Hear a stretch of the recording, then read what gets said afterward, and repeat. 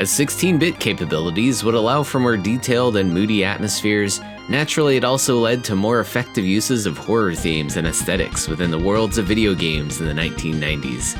The SNES library was no exception, and we'll be exploring some well-known spooky favorites, Japanese exclusive obscurities, and stretching out briefly into some adjacent subgenres as well. Break out the popcorn and holy water, folks. We're in for a long journey today as we check out every horror game on the Super Nintendo and Super Famicom.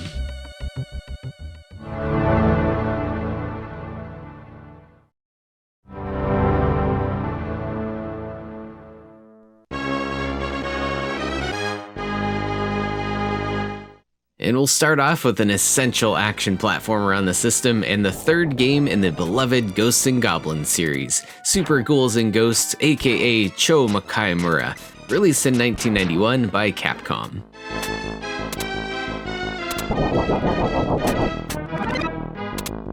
Arthur's back on another difficult quest to save Princess Guinevere from the clutches of Emperor Sardius in this series entry unique to the platform. And notably, the first time a Ghouls and Ghosts game was not released in the arcades. It does retain a lot of the core gameplay elements of the original, like getting hit once, leaving you in your underwear, and the second hit turning you into a pile of bones, or the variety of armor upgrades and weaponry that drop whether you want them or not. But something new to the SNES game is a double jump ability that actually changes the game feel considerably and shifts some focus to tricky platforming moments over the more straightforward running and gunning tactics. It certainly takes some practice to master the jump controls, but with time they can be immensely satisfying, and it adds that addictive kind of challenge that you can exercise some form of agency over. So yeah, the game's pretty hard, but generally feels very fair, and maybe one of the more approachable titles in the series overall, but it's still no slouch, especially if you notch up the difficulty to professional mode or go for the true 2-loop clear that the series established from the get-go.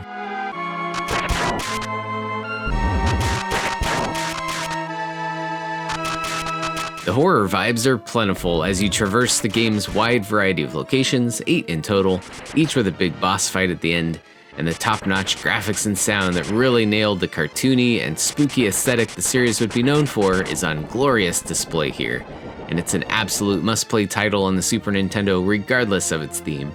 Super Ghouls and Ghosts has been included on a handful of various collections over the years, including the recent Nintendo Switch Online offering, but fans of the game looking for a slightly tweaked take should also take a look at a range mode on the Game Boy Advance port, with some redesigned levels and bosses.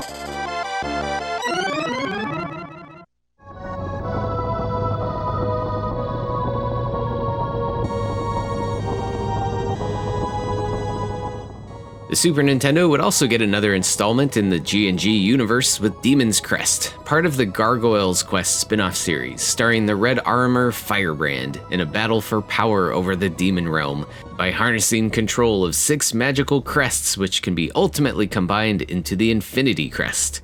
Now, while the first 2 Gargoyles Quest games on the Game Boy and NES would combine action platforming and light RPG elements, Demon's Crest takes a few cues from Metroid as well, with more of an open world to explore and various items and special powers to obtain in order to access new areas, and plenty of well-hidden secrets to uncover. There are also 4 different endings to attain, depending on how thorough you are, so if you happen to accidentally beat the game rather quickly and get the bad ending like I did on my first playthrough, rest assured there's plenty more to discover if you reload your last password and continue your demonic adventures. Firebrand's flight and hovering mechanics would return from the originals, along with plenty of new strategies and moves from various new gargoyle forms and magic talismans acquired along your way, and not to mention purchasable spells and potions from various vendors.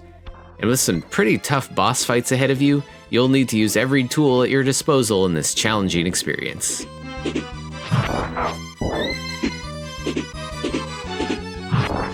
I should say it's a beautiful experience as well, with some of the most gorgeous pixel art on the system that really dials in the dark gothic atmosphere in a stunning fashion, with the professional polish we could expect from Capcom in those days.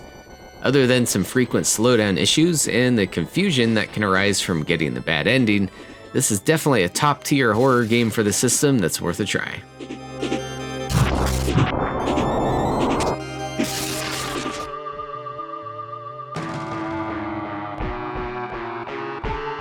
Majuo, also known as King of Demons, was a Japanese exclusive title released in 1995 by KSS, but has also seen a recent fully translated reissue in the States by Retrobit, which is nice for collectors who don't want to pay the hefty price tag for the hard-to-find original.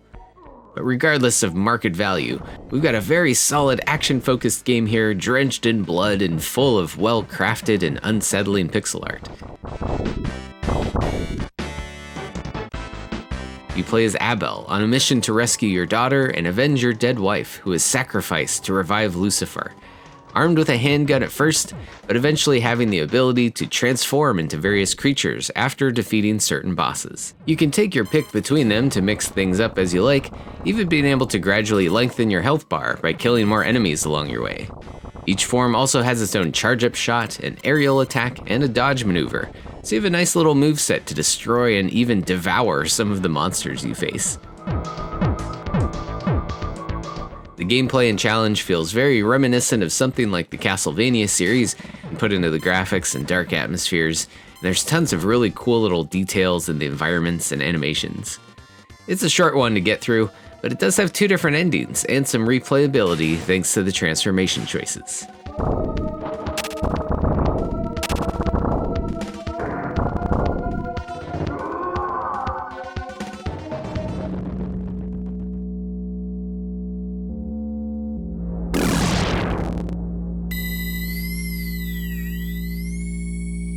Speaking of Castlevania, no horror game video would be complete without one as we whip out Super Castlevania 4, developed and published by Konami and released in 1991. This essential gothic horror action series would see its first 16-bit title here, with the return of vampire hunter Simon Belmont, finding himself in a loose remake of the first Castlevania game on the NES, taking place in Transylvania and pitting him against the legendary Count Dracula. Building upon the original formula, but expanding Simon's controls a bit, make this one of the more accessible Castlevania games challenge-wise, with added mid-air controls in your jumping, more control over stair navigation, and most notably the ability to whip in multiple directions, or even utilizing your whip as a limp noodle in sometimes effective ways.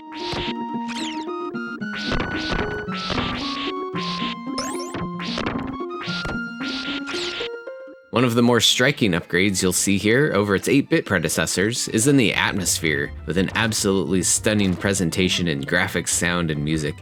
The soundtrack is especially memorable for me, with an uneasy mix of gothic funk and smooth jazz that somehow feels laid back and chill, while the dank and dark environments envelop you otherwise.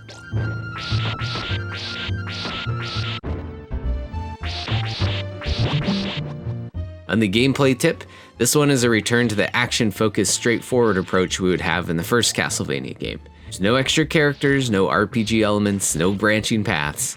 It's an interesting direction to return to when you have more powerful hardware to utilize, but sometimes simplicity can make things better, and here we certainly have one of the best pure action games on the system.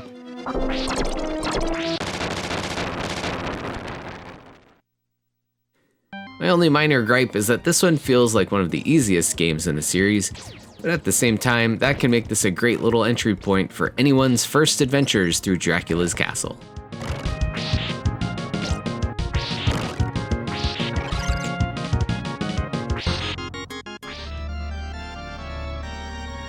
The second Castlevania title on the Super Nintendo wouldn't hit the system until 1995 with Dracula X, a reimagining of 1993's Rondo of Blood, which had previously only been released in Japan on the PC Engine CD. You play as Richter Belmont here, with a very similar plot, gameplay approach, and art style to Rondo, but with how excellent that game was, Konami had some big shoes to fill, and without CD-capable hardware.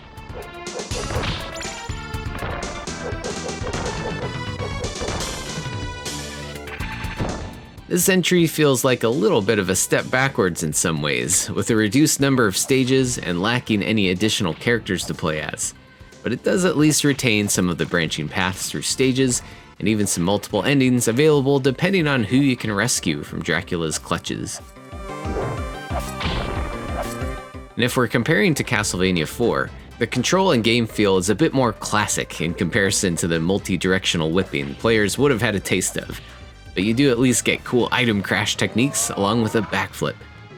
The level of challenge is also ramped up to be more in line with the original NES games, firm but fair, and actually having one of the more difficult final boss fights I can recall from the series. The graphics and music have also aged quite nicely. Again, not quite as nice as Rondo due to space limitations, but still really impressive stuff for the SNES. So I'd say you'd be much better off playing Rondo of Blood if you can, but this is still a solid entry to check out if you don't mind a trimmed down experience.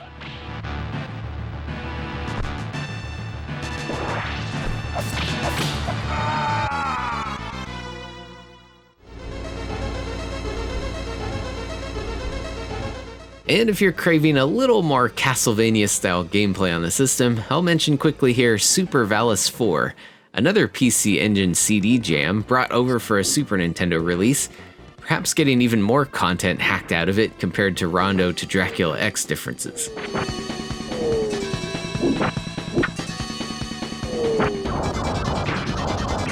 This one certainly leans more into an anime-flavored fantasy kind of theme rather than straight-up horror.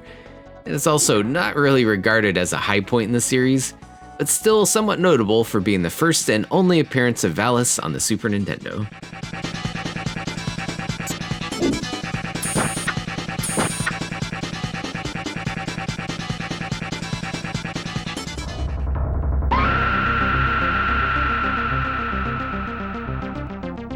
And if you'd like a little Prince of Persia mechanics mixed in with your Castlevania vibes, Nosferatu is the game for you. Released by Sega in 1994 in Japan, and eventually getting a North American release in 1995. You play as a dude named Kyle, trying to save his girlfriend from the clutches of Nosferatu himself, unarmed and immediately thrown into a dungeon at the game's beginning. Luckily, Kyle seems to have martial arts training, and you've actually got a pretty impressive assortment of punches, kicks, and combos to beat up the myriad of monsters in your path as you navigate through 6 stages of trap-filled platforming.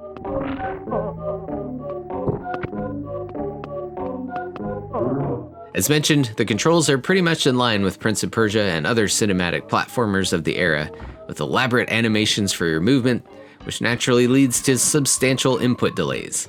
So you need to be quite thoughtful, strategic, and very patient, as you'll undoubtedly die quite a lot as you figure out how to progress trial and error style. Compared to Prince of Persia, there does seem to be a lot more enemy encounters in combat, along with some crystal power-ups that you can collect to give you longer attack combos, if you can hang on to them at least.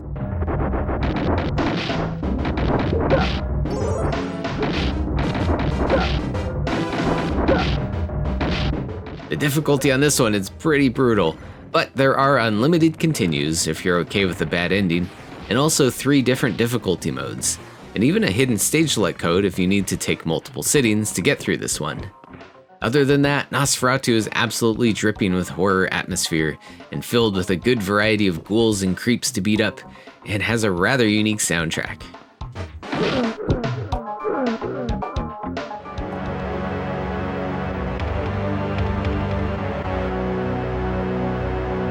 And for one more Draculicious adventure here, the Super Nintendo would also get Bram Stoker's Dracula, based on the Francis Ford Coppola film of the time that would see a slew of various games across many platforms, including this 16-bit entry.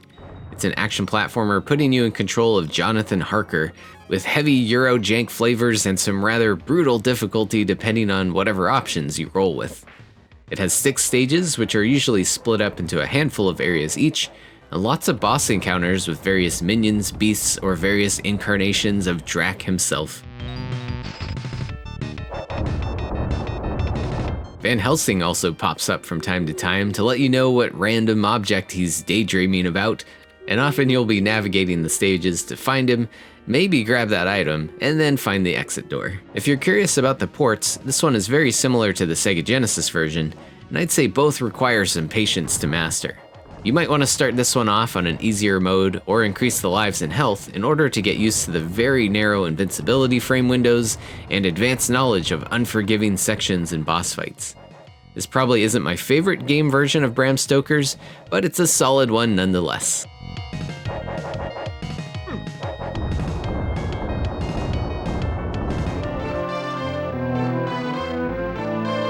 And also based on a movie based on a classic horror novella, Mary Shelley's Frankenstein would get a handful of video games based on Kenneth Branagh's take on the tale.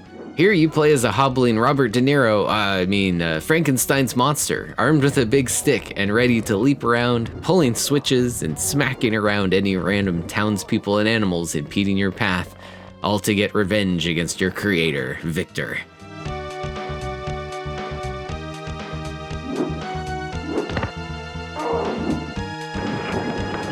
The gameplay is pretty jank and very ridiculous looking at times, but at least some efforts were made in the presentation here, some nice pixel art, smooth animations, and lots of cutscenes making valiant attempts to keep the story in line with the film. There's even some items you can track down for some light and generally optional puzzle solving moments, and I'll be honest, I didn't even realize the game had an inventory screen until 4 hours deep into my playthrough and reaching the final stage. Don't forget to read the manual, folks. I really wanted to like Jankenstein more than I did, but this one tended to be more frustrating than fun most of the time, which admittedly might have been a side effect of not knowing about the inventory screen for most of the game. This one also got a similar version on the Sega Genesis, but with fewer fancy graphical effects, and also a completely different game on the Sega CD, somehow mashing up the graphic adventure genre with 2D brawling. Man, stay tuned for coverage of that version sometime.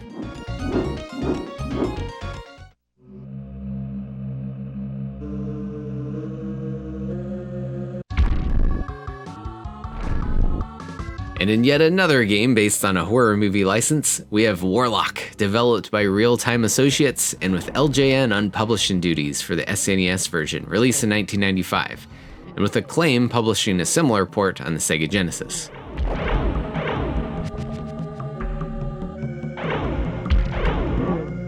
Loosely based on the second movie in the series, which is really worth a watch sometime, by the way, you play as a young druid who must travel through time to gather 6 ancient rune stones before the evil Warlock does, and literally unleashes hell upon the earth. With some very detailed pixel art and smooth, elaborate character animations, this game almost fits into a cinematic platformer kind of category, not far off from Nosferatu, which was mentioned earlier, but it still has a bit of looseness to the controls, for better or worse. Aside from being able to fire off unlimited magic bolts, jumping, and a roll maneuver, you also have control of an unwieldy orb, which can be used to fend off some of the pestier enemies or grab hard-to-reach items.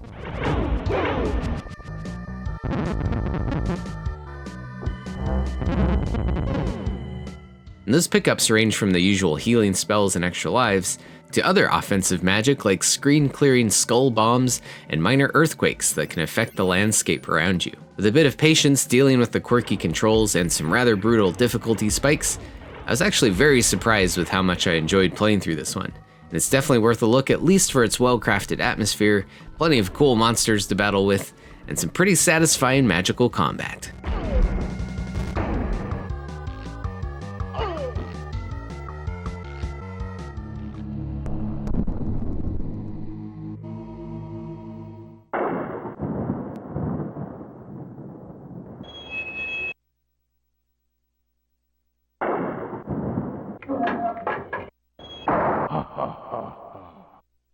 Welcome to the other side. Let's look at another smoothly animated janky jam, Atmosphere, an unfinished prototype that was luckily recovered and made available to play by DRX and Hidden Palace. So this is based on the board game, more widely known as Nightmare, a spooky-themed party game with a VHS tape full of clips of the infamous gatekeeper berating you and providing various instructions. Stop. Like to tempt fate, worm? The video game version molds the concept into a platformer, but with said gatekeeper intermittently bending the rules or sending you into various short minigames. Your 90s tastic main character has a surprising moveset, with dodge rolls, ledge grabs, and a few different items and weapon pickups as well. And the game features a handful of varied levels that you can choose from an open level hub.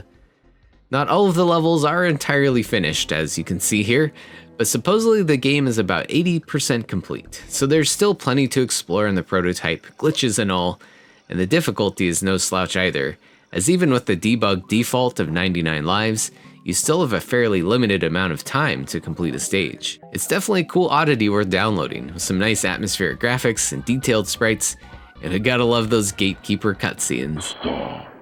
Meet my friends.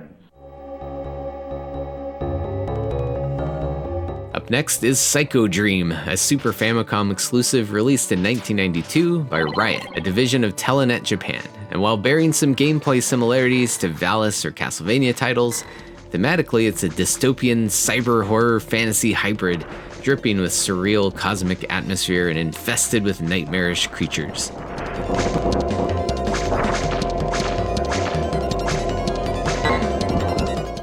The premise surrounds a new VR experience called D-Movies that have a tendency to make its viewers never want to leave, and it's up to special agents called debuggers to pull them out back into reality. In this case, you can play as either Rio or Maria, two debuggers tasked with rescuing a teenage girl trapped in a D-movie and likely to die within 24 hours. The two are armed with different weapons, which can evolve slightly as you pick up more power-ups through the game, admittedly with Maria being pretty overpowered once you can envelop the screen with homing shots. The gameplay could use a bit of polish here and there, but I'd say the real draw here is the surreal and eerie post-apocalyptic-like settings, punctuated with large and unique boss designs. And just in case you don't feel like dusting off your Super Famicom, this weirdly enough got added to the Nintendo Switch Online library of Super Nintendo games, in case you feel like checking it out.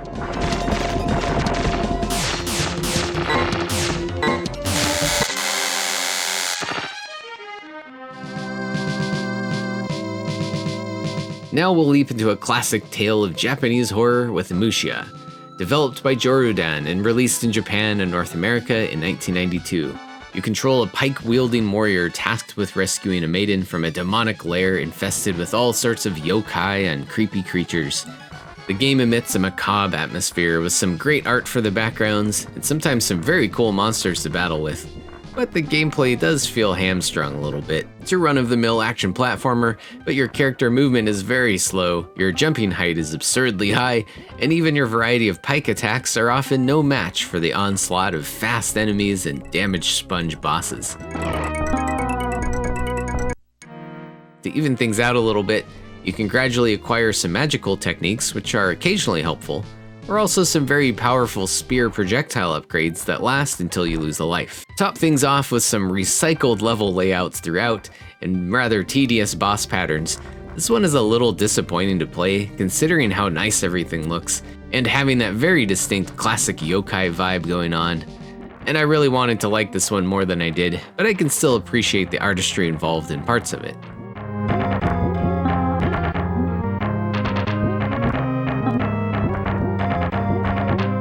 It at least has pretty generous health bars, and unlimited continues if you want to brute force your way through the game and see everything it has to offer. And maybe those with more resilience and patience can find some nuance in navigating the game without getting constantly hit by everything.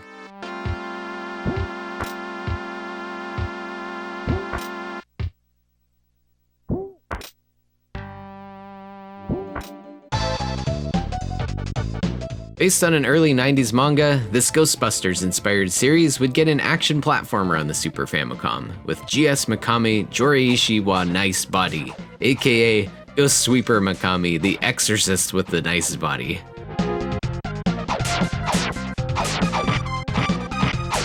While anime-licensed action games can really be hit or miss, GS Mikami actually knocks it out of the park here, with a really fun and lighthearted spooky romp with a wonderful presentation, great controls, and gameplay reminiscent of the Castlevania series. You control Mikami, who can run, jump, and swing her magic staff, and with some magical upgrades to add projectiles or screen-clearing spells, along with being able to grapple to certain platforms and swing up to new areas. The 7 stages also mix things up with some fun moments that shift into cat-riding, auto-scrolling, or even cute-em-up action. And of course, plenty of monstrous but sometimes goofy boss battles.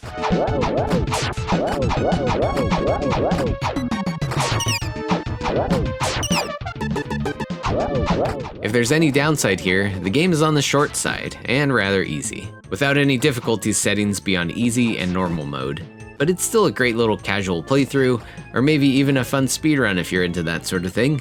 Unfortunately, there isn't an English translation available, so you will miss out on a bit of whatever's happening in the game's many cutscenes, But don't let that stop you from enjoying a great little action game that's a ton of fun and will certainly scratch that Halloween itch.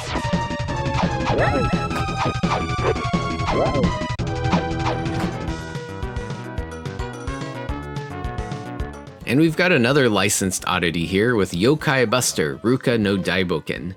But it's not the typical anime-based game you might expect.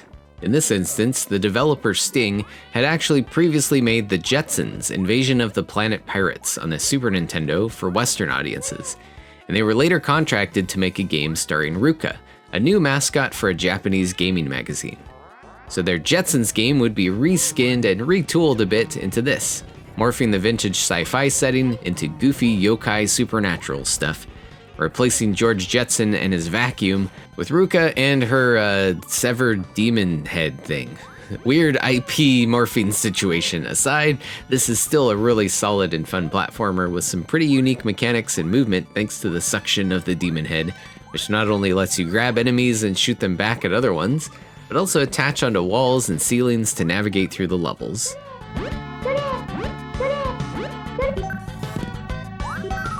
And it's not a 100% reuse of the Jetsons content either, with some minor improvements here and there, a control tutorial, and a few reworked level designs, or even some completely unique boss battles. It's definitely a great deep cut on the system here that I hope more people give a try sometime.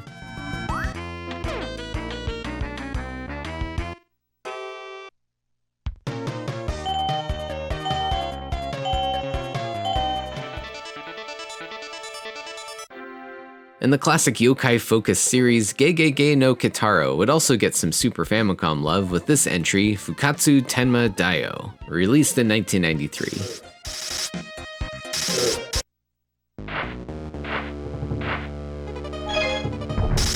You play as a young Kitaro, final survivor of the Ghost Tribe, and the only hope to defeat Demon King Tenma in this boss rush run-and-gun action game with several fairly short stages and a brutal difficulty curve. Shigeru Mizuki's wonderful monster designs and art style translate really well here, with some cool large boss sprites, but honestly the challenge makes this one somewhat hard to approach, and you'll need to really put in some effort to avoid damage and survive the yokai gauntlet ahead.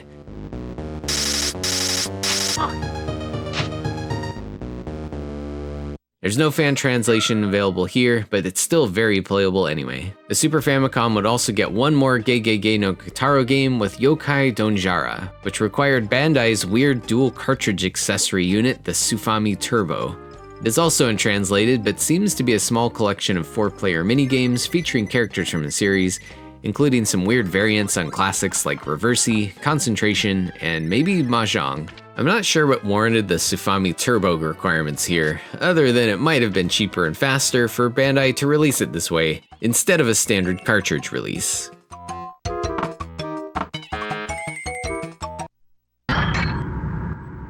Ushio Totora is another title based on an anime and manga series about a kid who finds a magical spear and unleashes all sorts of demons into the world along with it, including Tora, who decides to help him battle against them.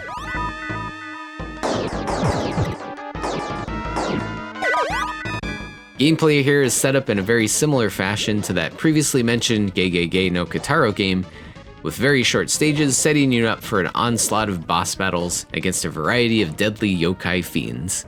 Here you can choose to play between Ushio and Tora and see which playstyle suits you best, Ushio being small and fast with a long-range spear, or a larger tiger-like Tora utilizing sharp claw attacks. But either way, this one is pretty challenging, as you'll soon find that you're going to have to put in some effort to not get constantly hit all the time. Extra health and lives are plentiful at first, but don't get used to that as you work through the stages. Unfortunately, there is no translation patch available for this, but the gameplay is action-focused, and it's still very playable despite the language barrier. Fans of the series might also want to check out the Ushio Totora RPG, released on the Famicom that same year.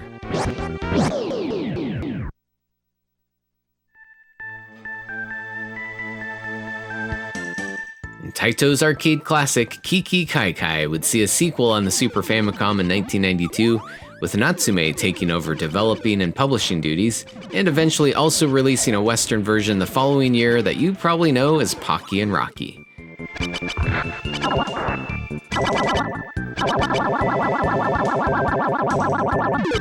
Yokai or goblins, depending on the version you're playing, seem to be under some kind of magic spell and going insane. So once again, it's up to the young Shinto shrine maiden Sayo-chan, aka Pocky, teaming up with the Tanuki Manuke, aka Rocky the Raccoon, in this hectic top-down run and gun that has not drifted far from its arcade roots. This is definitely a great example of how to bring an arcade experience to home consoles. Frantic and difficult action, but still enough continues to keep you learning and playing more. Add in some two-player simultaneous co-op, and a very vibrant and colorful art style that just radiates fun. The Western version still retains a lot of the references to Japanese mythology as well, despite all the name changes. So yokai enthusiasts will definitely enjoy the setting here, although the game does not exactly try to keep things very spooky the entire time.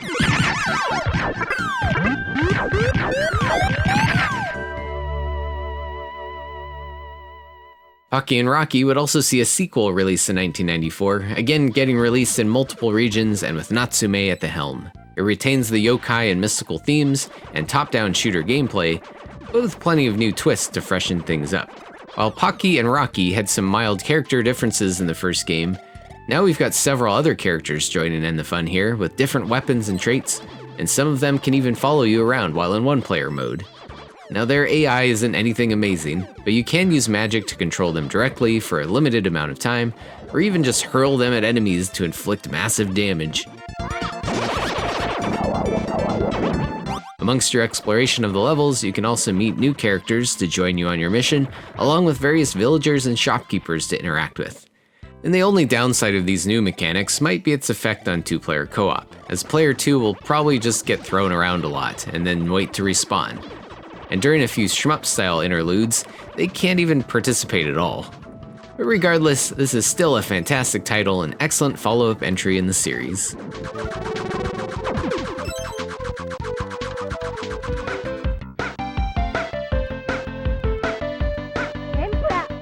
And in what might be the peak of absurdity in today's titles, and admittedly not really a horror game at all, we have Daiei Tono-sama Appare Ichiban, published by Sunsoft in 1994. Loaded with offbeat humor and send-ups of various cultural references, it's a top-down beat-em-up kind of thing, where you can play as either Baka Dono or Baka Oji, who can also transform into Choiniki-style beefcakes to completely overpower anything in their path, even making boss fights rather trivial at times if you can retain your buff form long enough.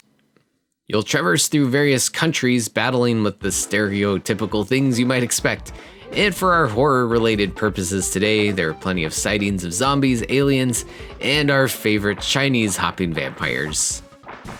Gameplay is pretty simplistic, and there are some slowdown issues here, but still a fun little playthrough for a few laughs, and even supports two-player co-op action.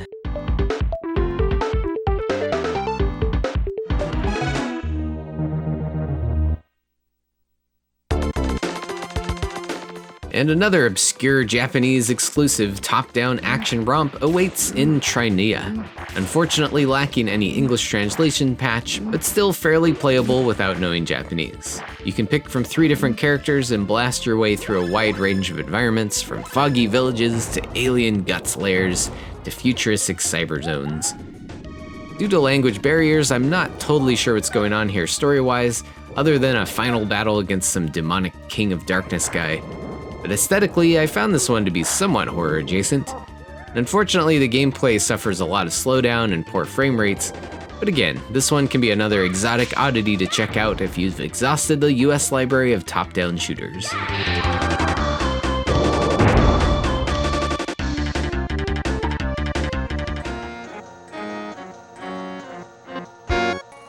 Speaking of, here we've got one of the more renowned top-down shooters on the system with Zombies Ate My Neighbors, developed by LucasArts and published by Konami in 1993. You can play as Zeke or Julie in an epic battle against Dr. Tongue, who has unleashed all sorts of movie trope monsters onto their town, who are unsurprisingly trying to eat your neighbors. The levels, 48 of them mind you, range from suburban backyards to shopping centers to Egyptian tombs, with all sorts of wacky power-ups and items to uncover as you travel through and rescue enough people to move on.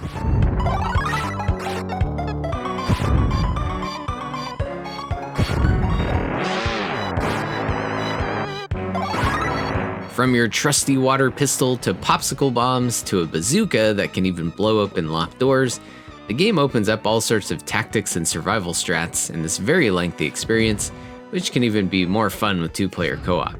Just be warned, your passwords don't back up all of the items you've collected, so you might be in for the long haul. This one has a lot of charm and humor in its spoofs to back up some pretty deep and difficult gameplay.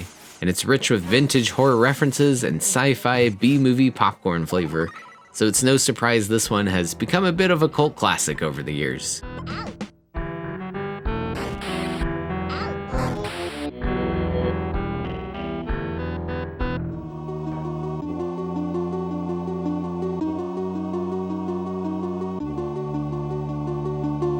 And this one doesn't seem to get talked about as often, but Zombies Ate My Neighbors would also receive a very solid sequel with Ghoul Patrol in 1994. LucasArts outsourced a development house called Motion Pixel, who had originally started making this as an unrelated game with the Zombies game engine, but eventually it was reworked into a direct follow-up with the return of Zeke and Julie as the playable characters. The feel and gameplay is generally very similar, but with some small evolutions like being able to jump around on furniture, and I guess it feels a bit less outlandish and wacky overall. And for better or worse, it's much shorter with 17 levels, although the stages that are there have a big variety and even more international references for its settings, enemies, and people to rescue.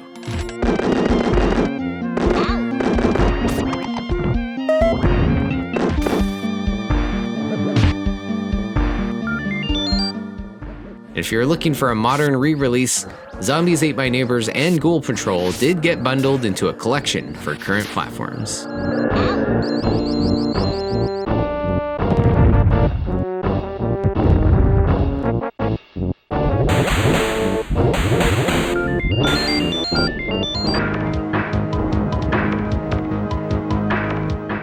Originally released on Amiga and Atari ST, Wolfchild is a fun little lycanthropic running gun that would also see ports to home consoles like the Sega Genesis, Sega CD, Master System, and Game Gear, and obviously the Super Nintendo version you're seeing here.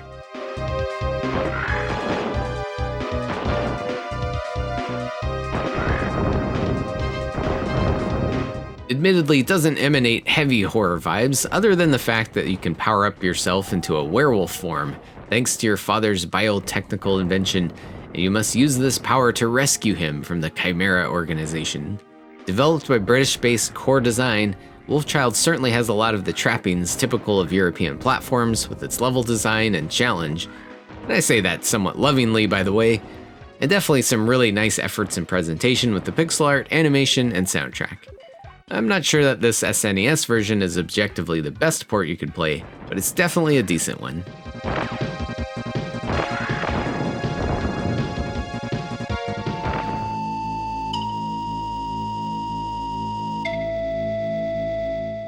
And we'll stay in Beast mode for a bit while we're looking at Super Shadow of the Beast, a cancelled SNES port of the Amiga Classic.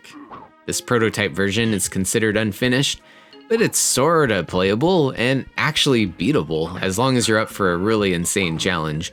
Something the original game was known for, but it seems even more escalated here. The enemies move very fast, you even get fall damage. Man, all my favorite things here in one place. The very distinct and surreal visual style does come through here pretty nicely though, if you can survive long enough to look at it.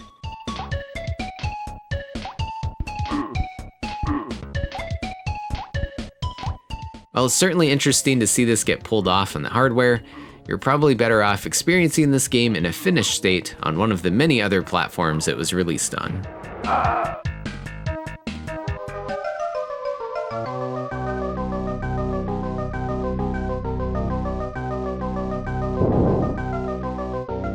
Another cancelled title here, but luckily one that was resurrected from the dead, is Nightmare Busters, a dark fantasy run-and-gun developed by Arcade Zone in 1994 that was originally to be published by Sony, but ultimately dropped when they stopped their collaborations with Nintendo.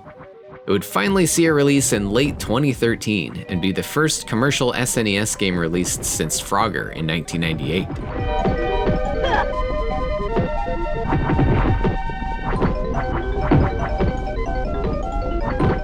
Getting into the game itself, it's kind of like Contra, but with leprechauns, who are trying to stop an evil fiend who's terrorizing the dreams of children.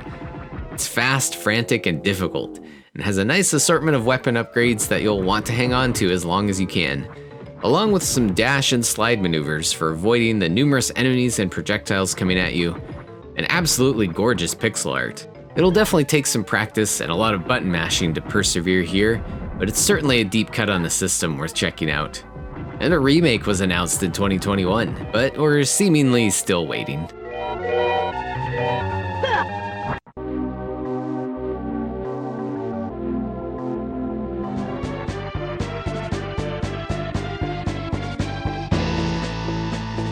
Now this one is probably a stretch to include today, as it's mostly just dark and gritty in its tone, as opposed to any more obvious horror-themed elements.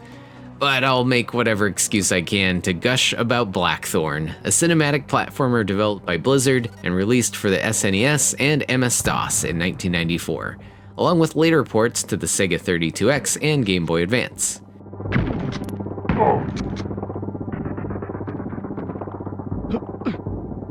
To sum it up quickly, it's basically Prince of Persia, but you have a shotgun, navigating maze-like areas with stiff but methodical controls, blasting away all manner of orcs and other minions of Sarlacc along the way. It's a great mix of tense action, puzzle platforming, and grim dark vibes, and absolutely worth a playthrough sometime if you dig this genre. The 32X version includes an extra level if you're craving more content, or modern platforms would also see the game included in the Blizzard Arcade Collection.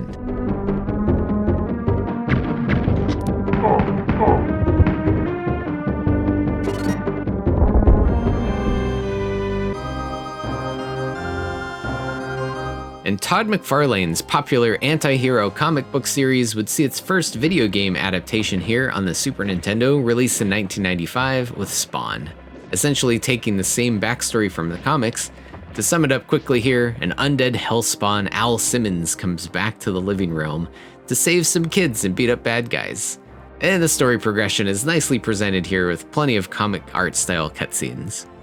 The game itself is essentially a 2D brawler in the tradition of Bad Dudes, but it's notable for a variety of special moves. Some are limited in use, and most are fairly difficult to even execute or figure out on your own, but that's at least something to keep this from getting too generic.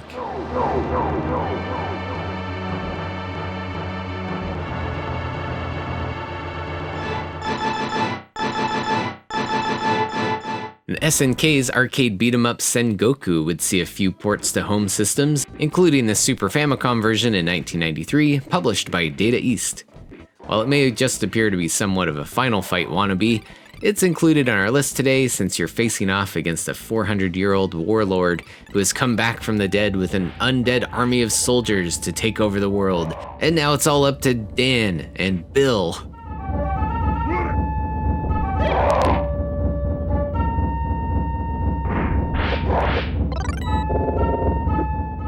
This port is definitely playable, but some concessions and changes were made for technical limitations and balancing the quarter-munching difficulty. As you progress through stages, which often switch between realistic locations to other mystical dimensions, you can also transform into other battle-ready forms, like a samurai, ninja, or wolf, along with picking up various big-ass swords or projectile power-ups. The arcade version lets you collect those and activate them at will, but here they just trigger immediately upon picking them up. Again, it's a decent port. There are definitely far worse beat-em-ups you could pick from on the system, but nevertheless, it's lacking a bit of polish and depth, so you might be better off checking out the arcade version or some of its sequels.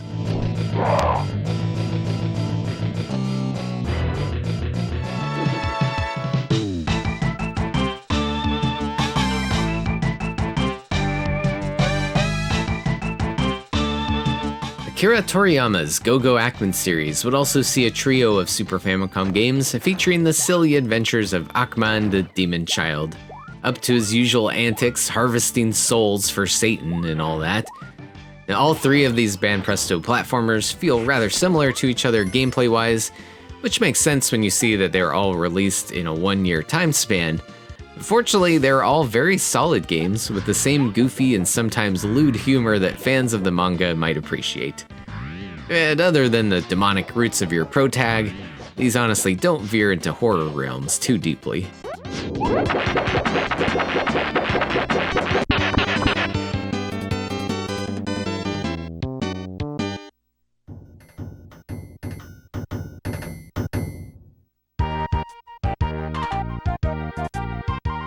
On a similar note, I'd like to quickly bring up Konami's Ganbare Goemon series, which would see its first Western release on the Super Nintendo with Legend of the Mystical Ninja, a vibrant and lighthearted action-adventure series often peppered with Japanese mythology and mysticism, so of course the occasional yokai are bound to pop up, especially in the game's memorable opening stage.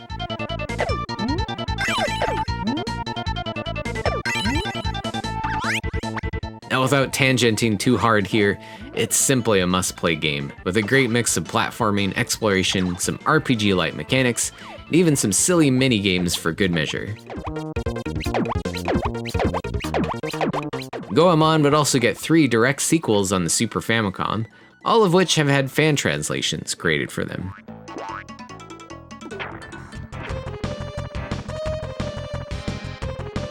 And again, these also aren't pure horror games, but rather include moments of demonic monstrosities and mysticism here and there.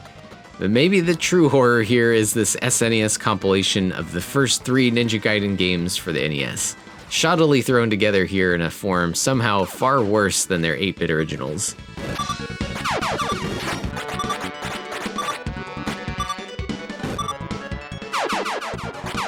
While the gameplay is mostly intact here, something about the experience feels haphazardly assembled and cheap, from the menus to the generally horrid remade soundtrack.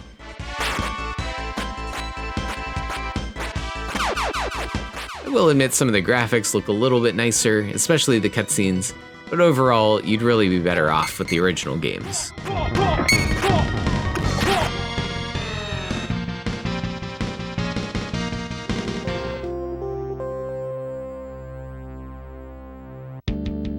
We'll continue to stretch for any shred of supernatural here and look at First Samurai, a visually distinct action platformer that was originally released on the Amiga and Atari ST, but eventually to other platforms, including the Super Nintendo port published by Kemco in 1993.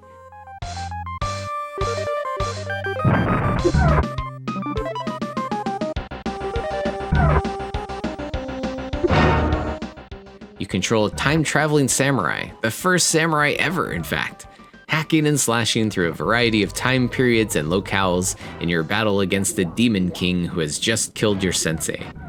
In typical Euro platformer fashion, you've got large stages full of hectic hazards and required items you must collect to progress, often hidden behind light puzzle-solving mechanics, like ringing a magical bell to remove obstacles in your path. Now, if you can stomach a little jank here and there, this is actually a pretty fun game that doesn't take itself too seriously, with lots of goofy noises and strange enemies, and it can provide a serious challenge. Oh no, my dog!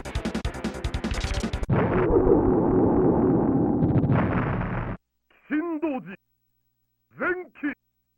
Zenki is a franchise that is honestly completely new to me until I started doing research for this video, and apparently getting its start as a manga series in Shonen Jump, and eventually getting a handful of video games, including 3 titles on the Super Famicom.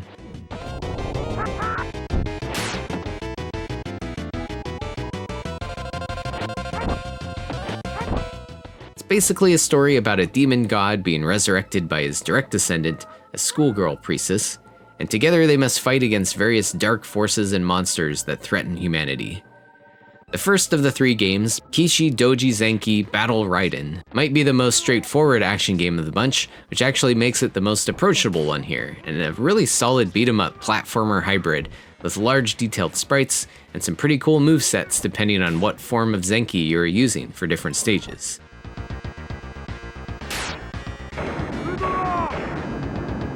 The second title, Den-A Raibu, mixes platforming sections with these timing-based anime battle cutscenes, while the third game, Tenchi Meido, Goes board game style.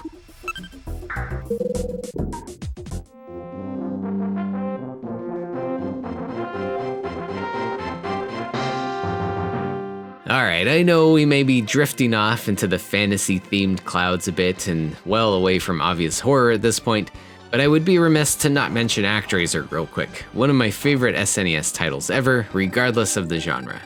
Mashing up hack and slash platforming with a god simulator, this unique hybrid title sits pretty firmly in the fantasy genre, but has some great monsters to encounter, especially when taking into account some of the boss battles.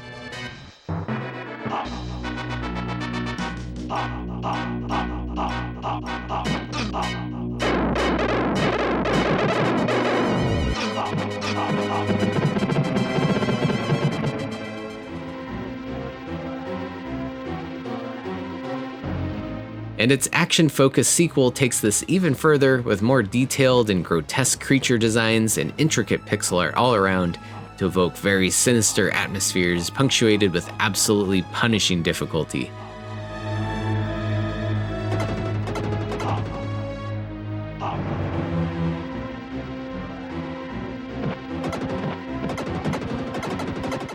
This one may be less approachable due to the challenge, and many seem to be disappointed about the removal of the town building sections of its predecessor, but I still consider this one a masterpiece on the system.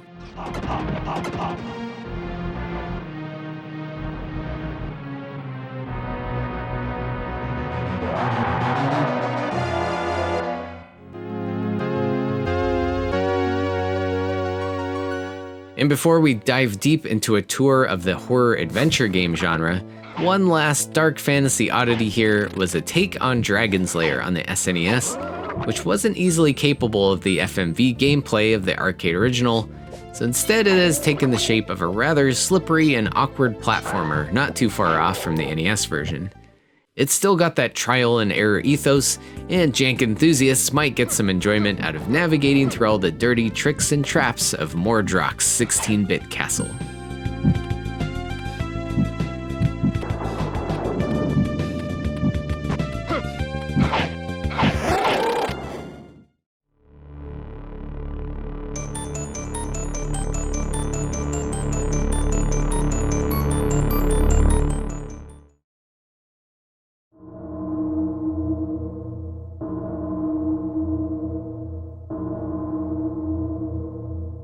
We'll venture on over now to the survival horror point-and-click classic Clock Tower, released exclusively in Japan in 1995 and kicking off the cult classic franchise that would also see a few sequels released on PlayStation consoles. Published and developed by Human Entertainment, who retro horror game fans might also recognize as the developers of Monster Party on the NES, Clock Tower would be their take on transporting the vibe of vintage horror cinema and atmosphere to the console, with particular inspiration from the films of the Italian master of giallo, Dario Argento. With a character named Jennifer, clearly modeled after Jennifer Connelly's appearance in Argento's film Phenomena, you'll point and click through a story of a group of orphans being adopted by a mysterious wealthy benefactor, and as to be expected, things quickly turn very sinister.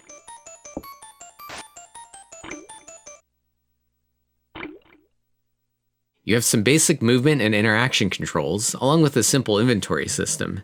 Not only will you need to solve yourself out of this mess, but you'll also be under continuous duress from the Scissor Man, who you can't attack directly, but can at least fend him off with your panic button until you find a place to hide or some other way to put a stop to his persistent snipping. Notably, the game has 9 different endings, so while a single playthrough might be a bit short, there's certainly the option to explore even deeper into the mansion and uncover its dark secrets.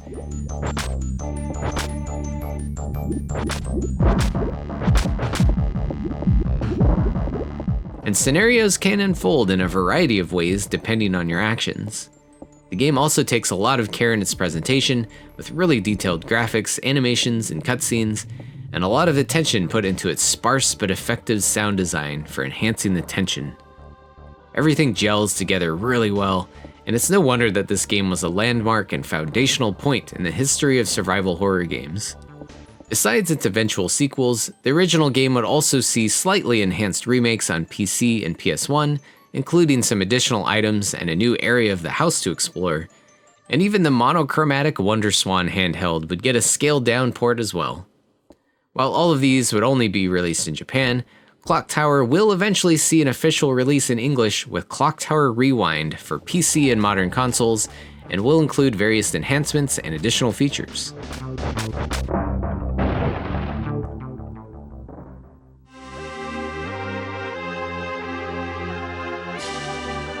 Also developed by Human Entertainment but released in 1994, SOS is a harrowing survival thriller experience with heavy inspiration from the Poseidon adventure, with gameplay being a blend of cinematic platforming and puzzle solving. Although it doesn't have any spooky monsters or anything like that, something about the atmosphere and presentation here makes it profoundly terrifying, as you have 1 hour to figure out how to escape a giant sinking cruise ship, which gradually tilts and fills up with water as time progresses.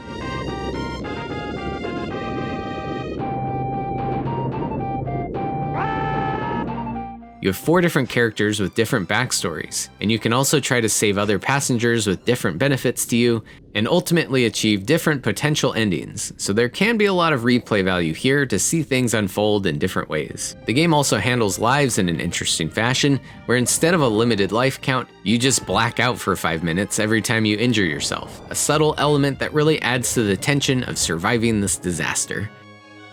I need to give this game some more time, but I'd say it's undoubtedly a unique title worth exploring further.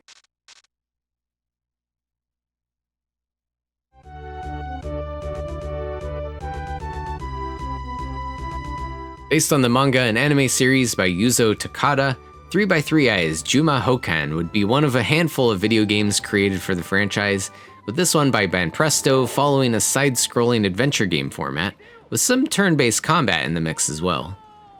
Following along the exploits of Yakumo and his immortal companion Pai on their quest to regain mortality, much like the series, you'll encounter all sorts of demons and supernatural goons on your way.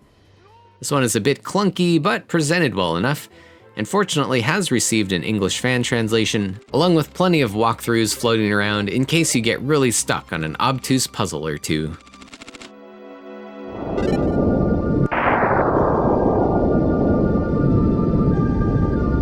Otogiriso, developed and published by Chunsoft and released in 1992, would be the start of their successful sound novel series, and be often credited for popularizing this particular style of visual novel that minimizes puzzle solving and instead focuses on a branching choose-your-own-adventure path of narrative, with multiple endings depending on some of your decision making. All of this is supplemented with some mostly static images and atmospheric sounds to set the spooky vibes.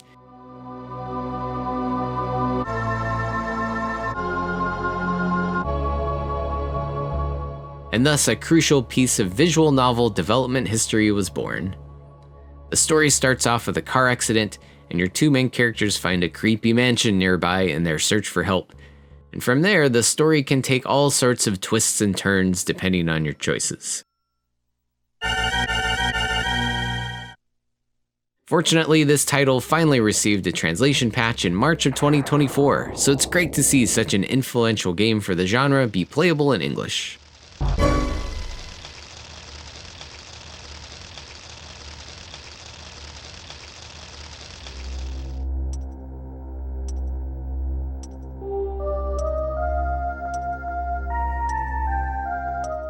Chunsoft would also release a follow-up sound novel to Otogiriso called Kamaitachi no Yoru in 1994, with a similar audiovisual style and horror themes, but with an unrelated story. This time more of a ski lodge murder mystery, with 40 different endings possible. The game was successful enough to spawn a PS1 remake, several sequels, and even a made-for-TV movie. Unfortunately, the original Super Famicom version does not have an English patch, although weirdly this game did see a localized version released for iOS in 2014 by Axis Games, with a new title, Banshee's Last Cry. Though sadly, iOS updates have effectively erased it from the App Store since 2017. The success of Chunsoft's sound novels would naturally inspire a handful of other very similar titles on the Super Famicom from other companies riding the wave. All of these also unfortunately not translated into English yet, but we'll quickly list off a few of them here.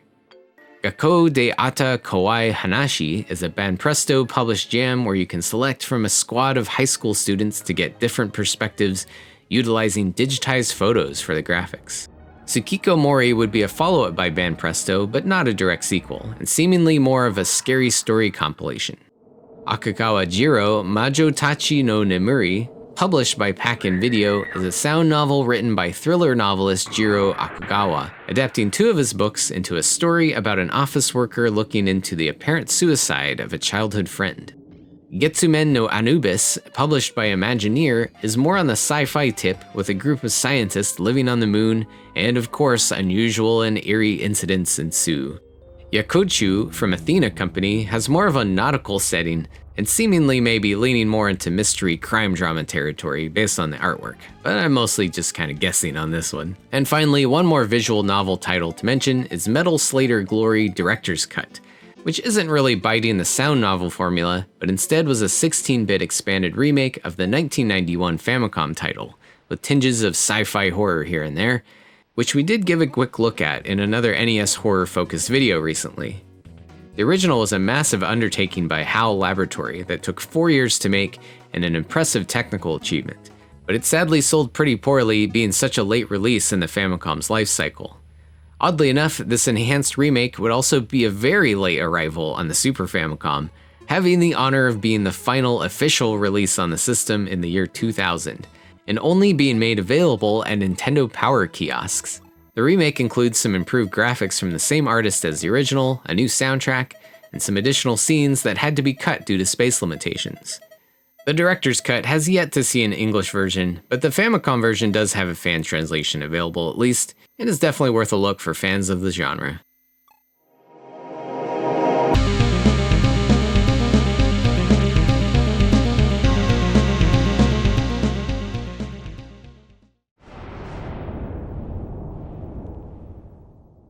We'll journey into RPG territory now, first embarking into La Place No Ma, originally a Japanese PC game released in 1987 and ported to a variety of other platforms until finally finding a home on the Super Famicom in 1995. It takes place in Boston, Massachusetts in 1924, where you'll investigate a haunted mansion on the outskirts of town in search of a missing girl and the cause behind other murders and disappearances. You can pick from a variety of classes for yourself and your companions, each with distinct and unique capabilities, such as the journalist who can take photos of monsters for cash, a scientist who can use all sorts of wondrous machines, a medium with psychic abilities, a detective that's good with combat, or the all-rounder dabbler. It definitely has some Sweet Home parallels, another survival horror classic on the Famicom from 1989, but perhaps a bit more of a lean towards RPG elements, as you'll need to gain experience and money to evolve your characters a bit and upgrade your equipment in the nearby shops. Otherwise, one misstep into a new area before you're strong enough will surely lead to your demise, so make sure to save often. This is really a unique horror title here that goes hard with the Lovecraftian influences, has some interesting tactics and mechanics thanks to the depth of character abilities, and fortunately this port has been fan translated nicely and is fully playable in English.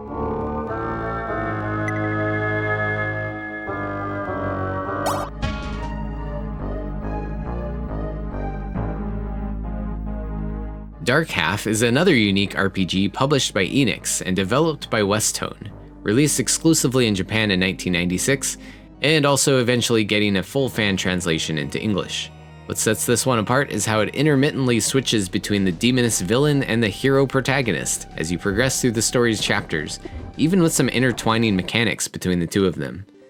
So one moment you'll be the classic RPG paladin opening chests and vanquishing evil, where next you'll be murdering entire towns to inhale human souls while you recruit minions of monsters to join your cause.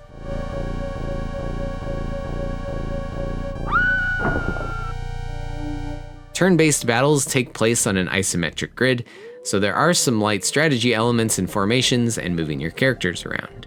And there is seemingly a heavy emphasis on maintaining soul power, and even limited save points per chapter, so some interesting challenges get introduced here beyond the traditional RPG mechanics you might be used to.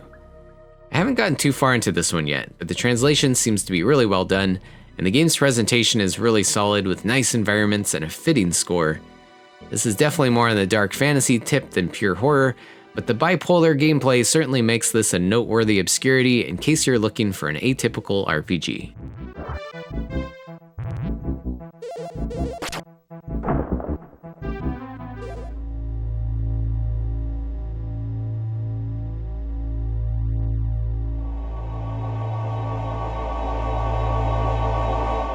And for what is certainly part of the most prolific RPG franchises on our list here today, we have Atlus's classic demonic dungeon crawler Shin Megami Tensei, the third game released in the series and created essentially as a remake of the previous game Megami Tensei 2 on the Famicom. Now it's really hard to do this game justice in just a minute or two, and admittedly I still need to put more time into this somewhat intimidating series overall, but at its core, it's a first-person dungeon crawler style of RPG set in a near-future dystopian Tokyo infested with demons, who you can also sometimes interact with and possibly recruit them to join you. The gameplay depth goes even further by fusing different demon forms together into other more powerful forms, or how they may behave differently based on their moral alignments compared to yours, which also can affect other elements of the gameplay. The setting and atmosphere here is certainly unique though, emanating all sorts of eerie ambiance and surreal visuals, and a story that gets a lot more philosophical and thoughtful than most typical slay the dragon, rescue the princess kind of stories. With the dark themes and numerous religious references, it's no surprise that this didn't see a Western release back in the day, but fan translations are certainly available, along with other hacks to make other small quality of life improvements and bug fixes.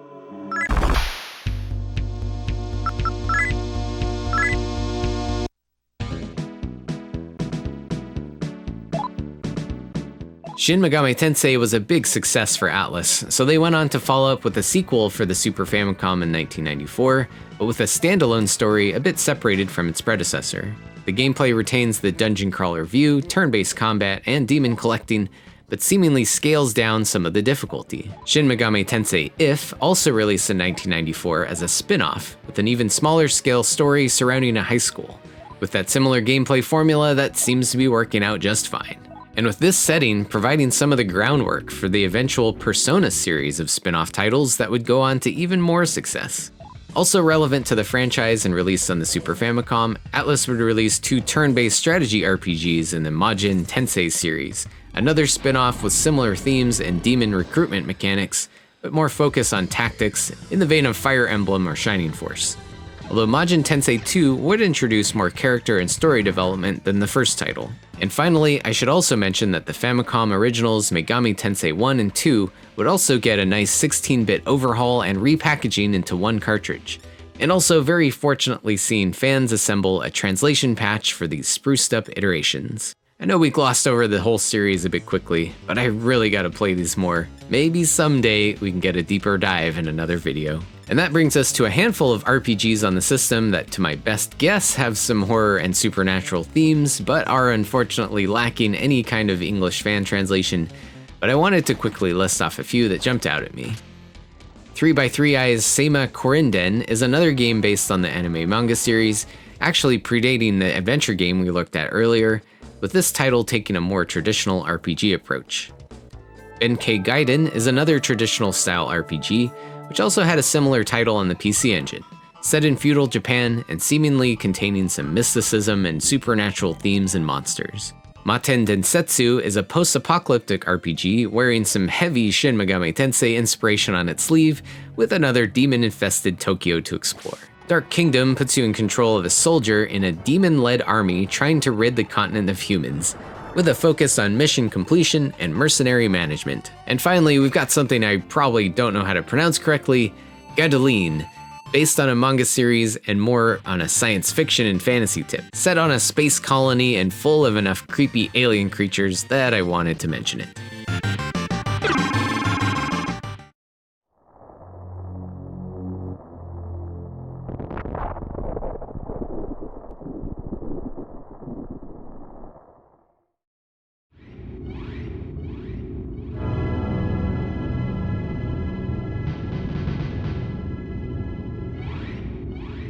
So let's kick off a proper sci-fi horror block here, with one of the many games based on the movie Alien 3, with the SNES version standing out quite nicely, with some unique differences from its appearances on other consoles and computers.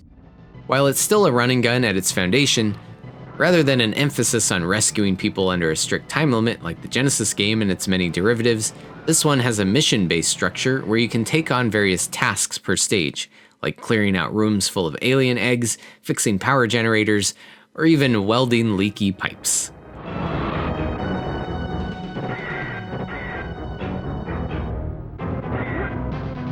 Pair this with somewhat limited ammo and health resources, and this one even borders on survival horror territory.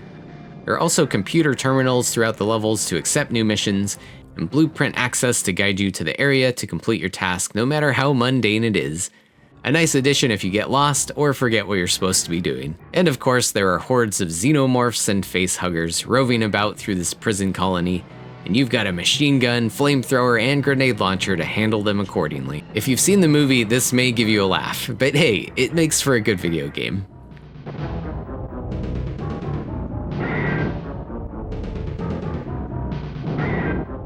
And it's a pretty great looking video game too. I definitely recommend checking this one out. Don't let the LJN logo scare you away, as you might be surprised by the quality on this one here.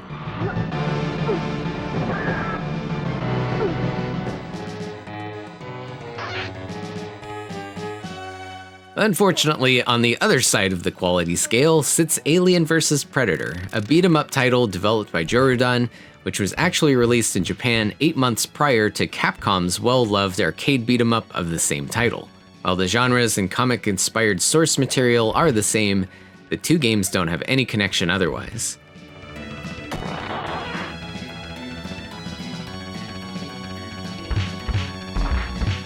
In the SNES game, you control a predator hunting aliens on the planet Vega 4, just for funsies. It has some pretty typical beat-em-up gameplay, with punches, jump kicks, grapples, and a slide kick move.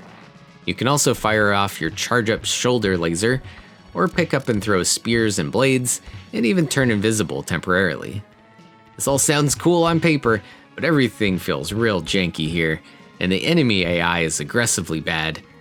I wouldn't call this the worst beat-em-up on the system, but I think anyone thinking it will be anything near the banger that Capcom released eventually will be sorely disappointed.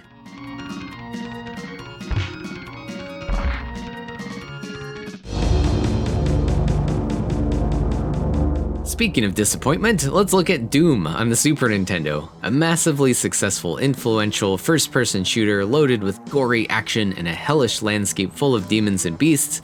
But here, the true terror is probably frame rate and a horrid resolution.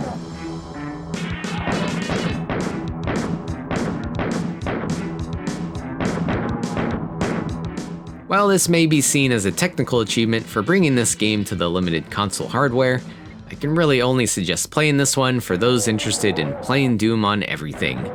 It's pretty hard to parse out the mess of pixels on the screen, so you'll either play by audio cues or on pure memory of the levels. And the motion is so laggy that you might actually feel ill after playing this one for a while. Even with the power of the Super FX chip, this is still a pretty rough ride, and there are loads of better ways to experience this game properly.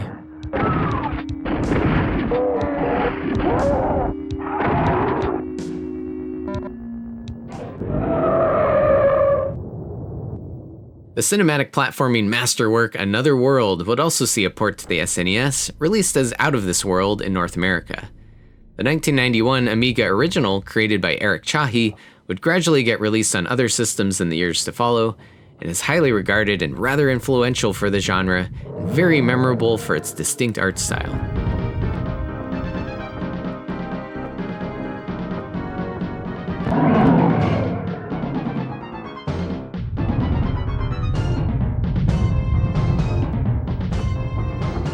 While it's not a pure horror title by any means, it's not easy to find other games of this era to present such tension and foreboding atmosphere so effectively, not to mention the creeping terror of always being one misstep away from a brutal death. Thankfully, you have as many tries as you want to figure out how to progress, despite the game's length being rather short if you know what you're doing. The gameplay might not be approachable to everyone out there, but I still consider this one an absolute masterpiece. The SNES version was my first introduction to this game back when it came out, and while it's technically really impressive for the hardware and very playable, I'd probably suggest the more recent remastered versions at this point for smoother gameplay and an improved experience.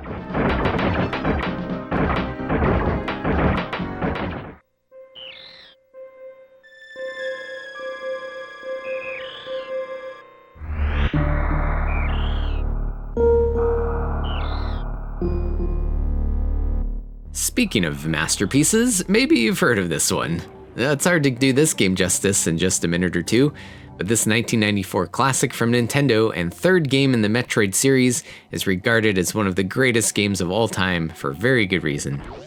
Building upon the open-world exploration-focused framework of its predecessors and adding innovations in controls, equipment, and auto-mapping, Super Metroid would set a high standard for the genre and continues to be a highly influential title for game designers to this day. As far as horror genre relevance goes, aside from the clear inspirations from Alien films, the creepy, isolated atmospheres and cinematic energy put forth here is unrivaled on the system. Samus's return to planet Zebes is fraught with danger and terror, and a wide assortment of unique and sometimes grotesque alien creatures.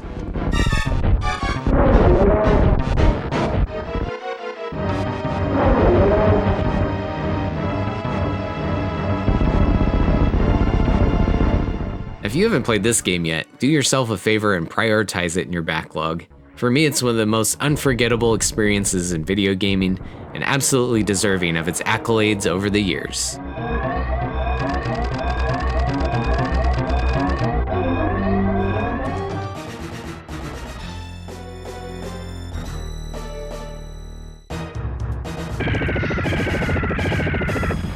And while this one sits more firmly into the action genre, we have to give a mention to one of the best run-and-guns of all time with Contra 3: The Alien Wars. One of Konami's flagship franchises of the era would reach new heights with an emphasis on non-stop hectic action in a post-apocalyptic city, and for our horror-adjacent purposes today, it certainly goes hard on providing us a few monstrous bosses and culminates with an H.R. Giger-inspired alien lair that would be a staple of the series' aesthetic.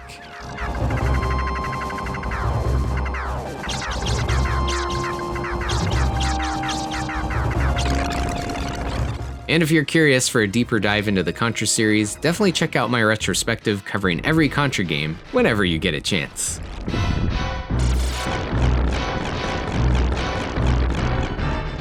And just real fast here, I've got a quick little list of other run and guns on the Super Nintendo here that also managed to dip a bit into sci-fi, alien, horror-y stuff at times, like the dark but comedically gory Doom Troopers, the RPG-light Mechalicious Zardion, two well-regarded European shooters from the Super Turrican series, and the notoriously rare and visually impressive Rendering Ranger R2, a shmup run-and-gun hybrid also coming from the creator of Turrican, but only receiving a Japanese release. And if we can pivot to running and slashing real quick, also take a look at Run Saber, a Strider-like experience having you flip around and cut through all sorts of mutant fiends, and Excalibur 2097, on more of a post-apocalyptic tip and featuring a cheeseball techno soundtrack from Psycho Sonic.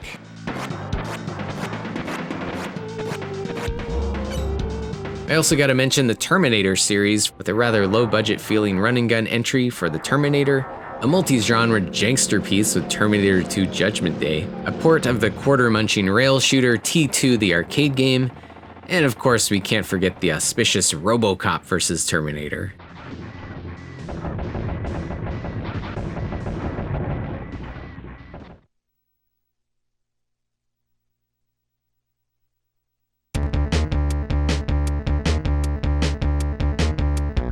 Cosmo Police Galavan was a Famicom title that I recently played through and covered in another horror video here, so I was definitely curious about its Super Famicom exclusive sequel.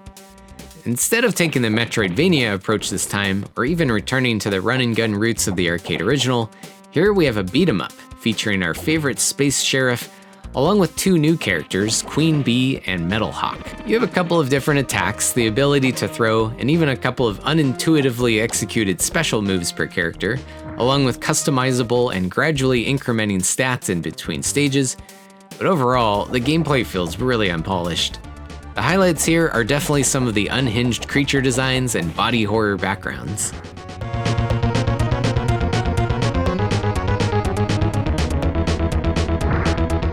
I still can't help but be a bit disappointed since the Famicom game had so much depth to it.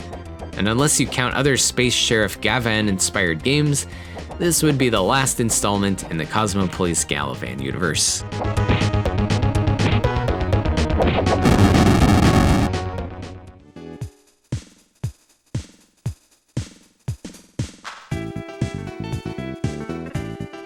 Hyperia, based on Keita Amemiya's film Zeram and subsequent anime prequel series, is a Japanese-exclusive sci-fi horror action gem released in 1995, putting you in control of the intergalactic bounty hunter Iria, completing various dangerous missions with the help of her robot pal, Bobu.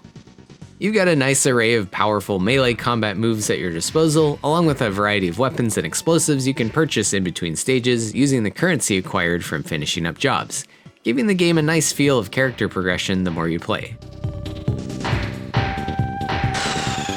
There are bits of exploration and some maze-like sections, quite a lot of dialogue between you and your assistant, along with other characters you encounter, and even some moments of shmup here and there to add further to the variety. Don't expect Super Metroid levels of polish here by any means, but this is definitely a pretty cool deep cut here on the system, especially if you're into the source material, which is notably loaded with all sorts of disgusting monsters that Amemiya would be well known for. Definitely go for the well done fan translation on this one, due to the amount of important text involved in playing.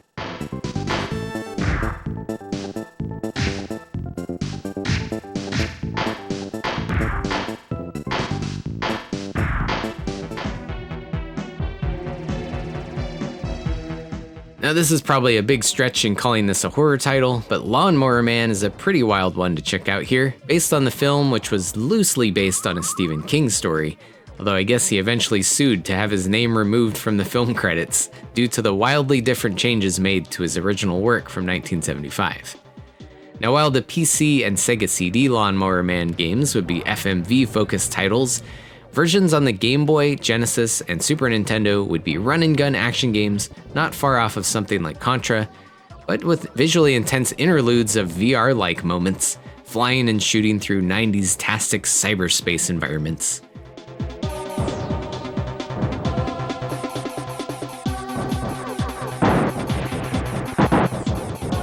Graphically, this one is pretty interesting to see, with some pretty impressive effects at times, and rather unique minimalistic sprites, and let's not forget the overwhelming HUD. Gameplay veers firmly into the unhinged realm of jank. Again, this one is probably more heavy on cyberpunk vibes than pure horror, which is maybe another subgenre we should dig deeper into someday in another video. And real quick, I also want to share a little list of shoot-'em-up titles on the system, some that I found to include just enough volume of alien guts or gross monster things to be of interest to horror fans today. The infamously difficult R-Type series would get 2 entries on the console, with Super R-Type and R-Type 3, often loaded with lots of body horror pixel art and grotesque alien fiends. Biometal is another shmup with a somewhat infamous soundtrack by 2 Unlimited for its US version, but also featuring a few moments of alien guts goodness. Phalanx, that shmup with the banjo guy in the box, also has some extraterrestrial intestinal moments. Tekkaman Blade, based on the classic manga and anime series, and mashes up shmups with blade melee combat, and even 1v1 fighting game style boss fights. And finally, Cotton 100% is a Super Famicom take on the well-loved Cute-em-up series, taking your broom-riding witch on a bullet-filled journey blasting through all sorts of adorable yokai and goofy monsters.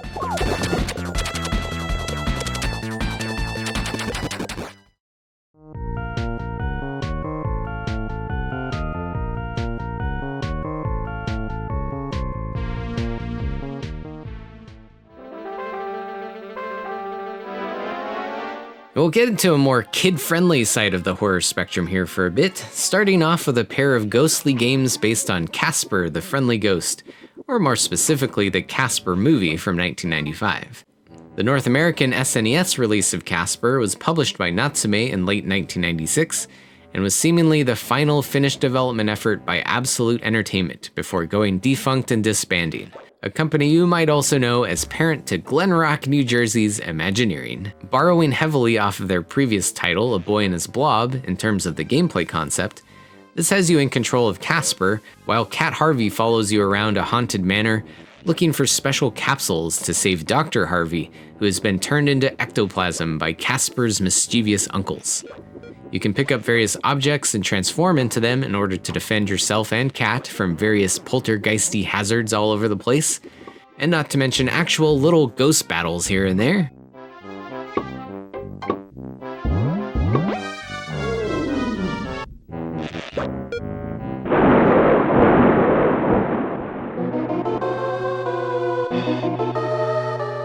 The 1997 Super Famicom version, this time developed by Natsume but published by KSS, would take shape as an isometric exploration kind of thing, this time having you control Cat and attempting to protect Casper from getting caught by government agents. Although honestly, in the first bit of the game, it feels like a majority of your time is spent checking walls and shelves for coins and gems. I had to dig around a bit, but this one does have an unfinished fan translation patch, but seems to work just fine, and covers all of the in-game dialogue and menus, but not the cutscenes. So this version is at least somewhat playable in English.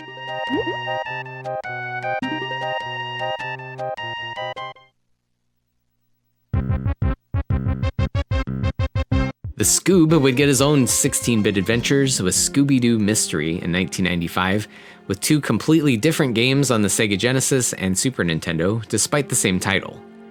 While the Genesis got a LucasArts-like point-and-click style game, here we've got more of a puzzle platformer experience, with 4 levels taking place in haunted ghost ships, swamps, and amusement parks, with Shaggy and the gang trying to solve all the mysteries along the way, without getting too spooked, of course.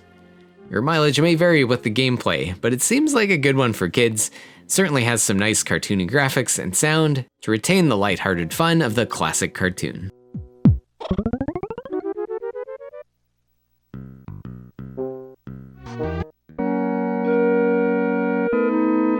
Porky Pig's Haunted Holiday is a fever dream of a game released in 1995 in North America and Europe, starring, you guessed it, Porky Pig of Warner Brothers Looney Tunes fame.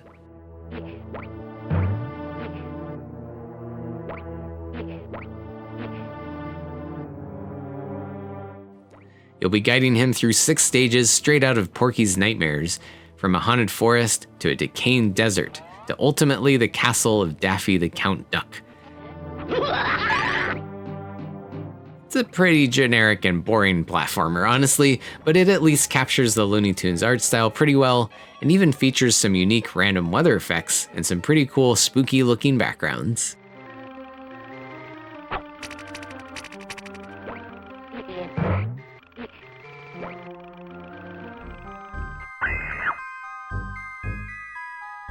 And here's a title based on the Nickelodeon cartoon series Real Monsters, a platformer released on both the SNES and the Sega Genesis.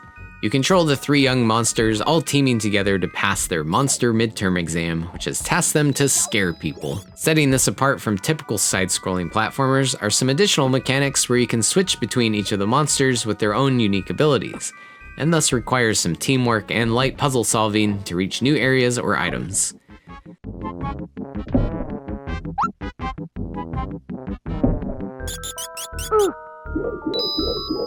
The unique art style of the cartoon has transferred over to the game pretty well, so it's probably worth a look if you happen to be a fan of the series.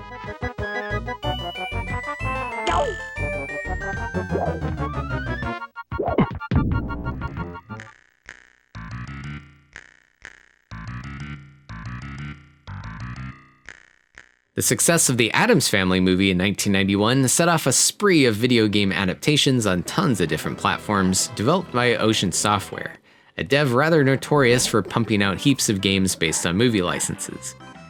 The altogether Uki crew would of course find their way onto the Super Nintendo with this platformer, along with very similar ports on the Genesis, Amiga, and Atari ST, among others.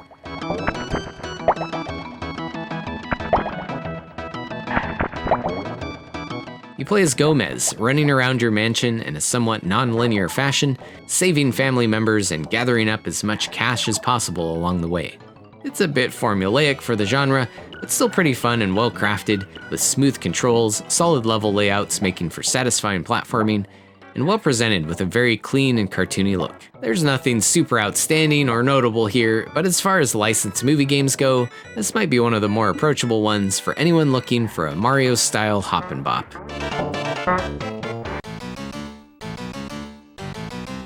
Or if Zelda-style action is more your bag, Addams Family Values might scratch that itch with a top-down action-adventure wearing some Link to the Past on its sleeve. In what seemingly feels like a spiritual sequel to Fester's Quest of all games, you control Uncle Fester in a quest through precarious dungeons and various locales on the Addams Family estate, in search of his kidnapped baby nephew. While it's certainly not as polished as Zelda, of course, this one might surprise you with some really solid graphics and gameplay.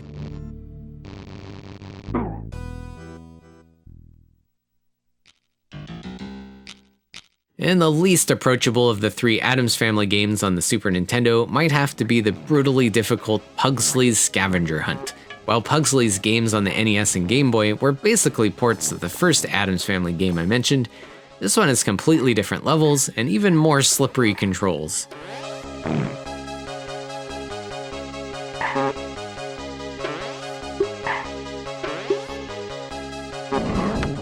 It's definitely a tough nut to crack, with challenge bordering on Kaizo levels, so this one might be best reserved for hardcore platformer masochists.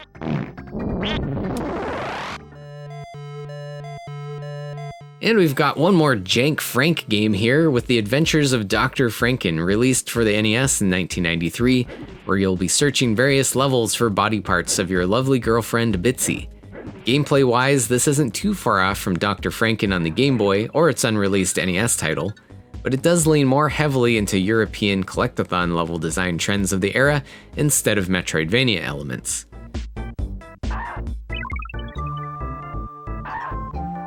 It does feature some rather odd controls, where your various buttons attack in specific directions, regardless of the direction your character is facing. And paired with a giant sprite and fast movement, you might run into some freaky frustrations dealing with enemies and hazards. The other notable shift here, besides graphical upgrades, might have to be a major injection of 90s attitude, giving this one some very goofy vibes, but still drenched in lighthearted Halloween flavor, and it could be worth a laugh-filled playthrough if you don't mind this style of game.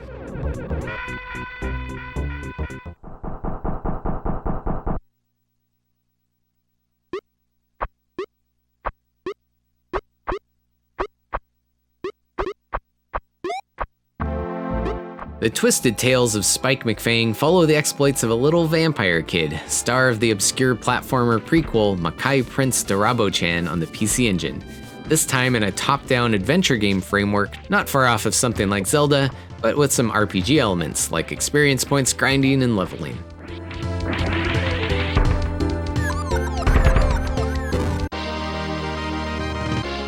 Combat is pretty satisfying with a mix of melee attacks, spinning hat-throwing tech, and a wide array of collectible cards that have a variety of effects. And the story chugs along nicely with lots of fun dialogue and characters to interact with. This is an immensely charming one that isn't without its faults, but it's still a cute little tomato juice guzzling romp with plenty of content to play through and a decent level of challenge despite its child-friendly demeanor.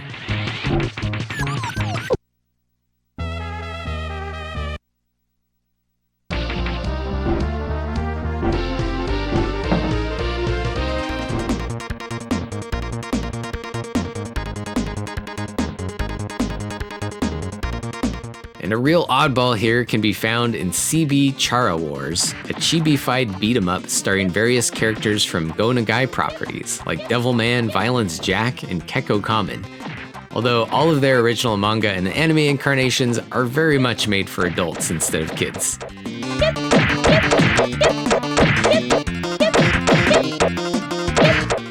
I honestly haven't played too much of this one yet since there isn't a fan translation available, but it might be a fun parody-style game to dig into for any Go Nagai fans out there.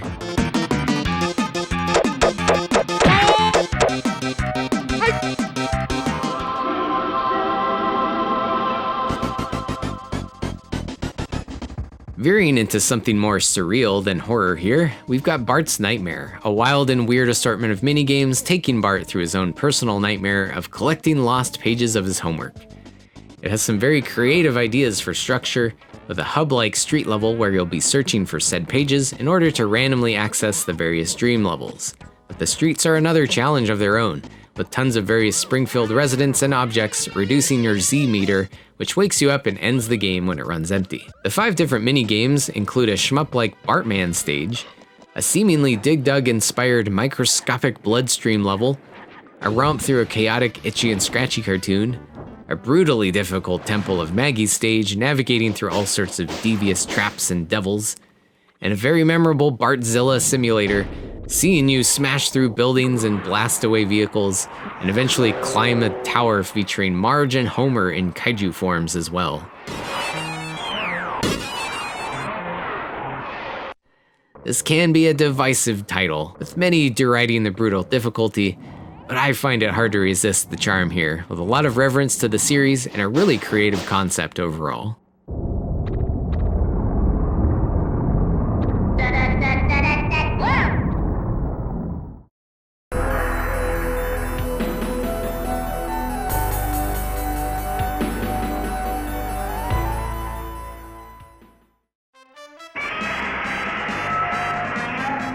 Now let's take a quick stomp through a subgenre here that sits adjacent to horror with a handful of giant monster kaiju games, all featuring all sorts of monstrous beasts and wanton destruction. Super Godzilla takes an odd approach here, with a lot of gameplay seeing you guide the big guy himself through a city map, plowing through buildings and harvesting energy as you see fit, until finally getting into side view fighting game style battles with other kaiju, although utilizing cryptic meter mechanics that ultimately lead to super special attack cutscenes until a victor emerges.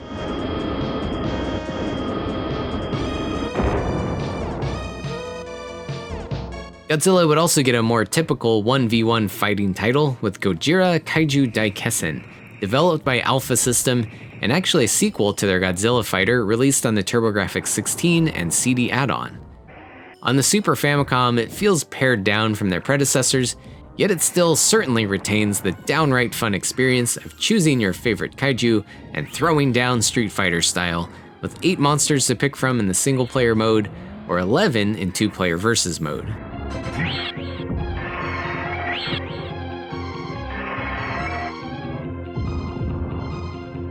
Ultraman would also get his own 1v1 fighter, released pretty early in the system's lifespan, even getting a Western port a couple of months after the SNES launched in North America. It's admittedly pretty rough around the edges, but there can be some fun to be had here if you can adapt to its jank. Ultraman would also make tons of appearances in other Super Famicom games, especially all of the Banpresto crossover games like Battle Pinball or the Great Battle series.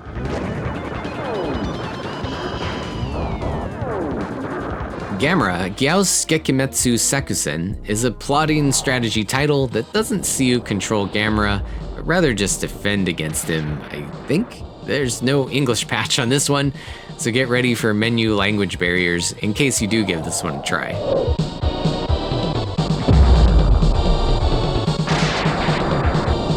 And SNK's arcade cult classics full of kaiju and tokusatsu goodness would also see their 2 games ported to the SNES, unique at the time for combining some wrestling game mechanics with destructible environments, and the sequel, King of the Monsters 2, expanding in complexity a bit with some beat-em-up belt action style additions to the stages. Mutant Fighter, aka Death Braid in Japan, was a 1v1 fighter released in arcades by Data East in 1991, with gameplay leaning heavily into wrestling game mechanics, but with a monstrous cast of warriors and beasts to play as.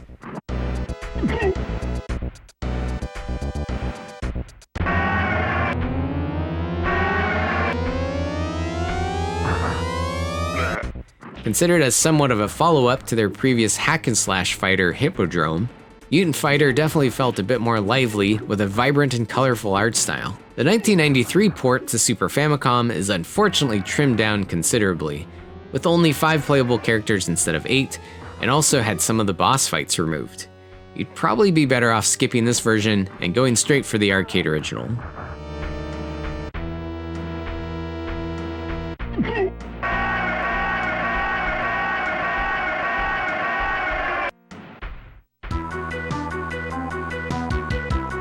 And while I've been deliberately not including recent indie and homebrew SNES games in today's list, as maybe that would be better suited for another video someday, 2017's Unholy Night feels a little bit different to me, as it was created by former staff from SNK, who had worked on many of that company's classic fighting game franchises like Samurai Showdown and Art of Fighting. On paper, this sounds great, and on the surface, the anime art style is a nice looking take on Darkstalkers and maybe some Guilty Gear, but actually playing this one is a bit rough.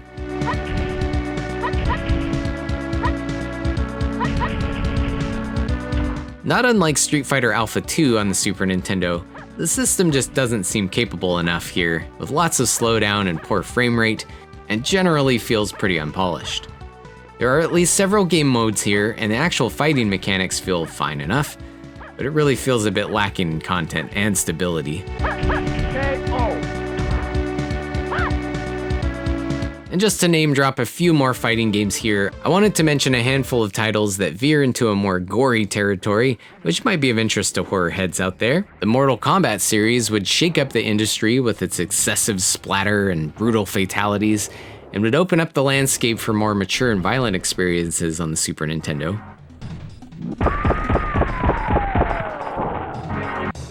Kano wins. Rare's Killer Instinct would take a similar approach, but with an emphasis on lengthy combos, and found considerable success on the hardware. Primal Rage features over-the-top dinosaur battling, with plenty of immature humor in the mix as well. And a special mention to Weapon Lord, notable for its intricate and generally unapproachable control scheme, and outstanding blood-splattered pixel art.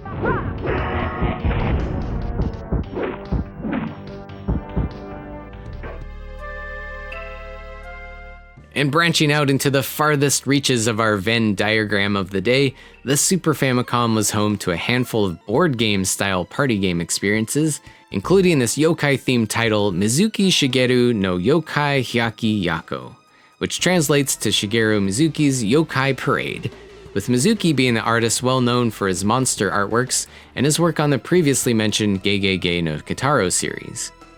Here you can pick from 4 different yokai characters and navigate a board where you can get into fights with other monsters, earn currency, and gradually level up your yokai. There doesn't seem to be an English patch available for this, so unfortunately I wasn't able to dig much deeper into playing this one.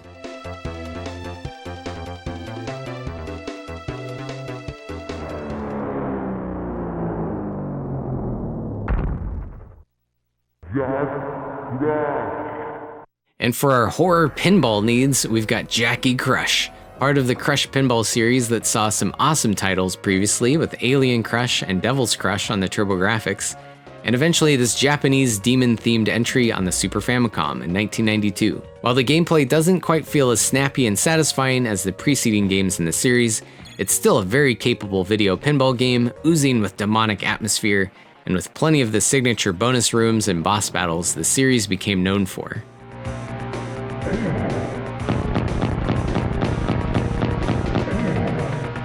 It's got a multi-tiered main board not far off from Devil's Crush, with a smooth viewport following your ball around the screen, but some elements of the layout lead to some tedious moments.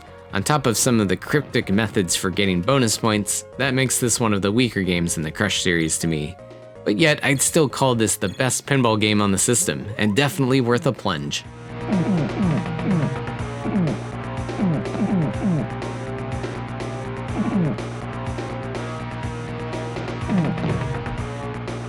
And finally, the true pinnacle of terror on the platform, Super Troll Islands. It's too scary to even say anything else about it. And with that, we wrap up our tour of terror on the Super Nintendo and Super Famicom. Thank you so much for watching. If you haven't already, make sure to check out some of the other horror game compilations I've made for other systems like the Sega Genesis, NES, or TurboGrafx. And I'd love to hear from you in the comments if you've got any favorites here from this list, or maybe there's one you think I missed. Let me know. Stay spooky out there, and we'll catch you next time.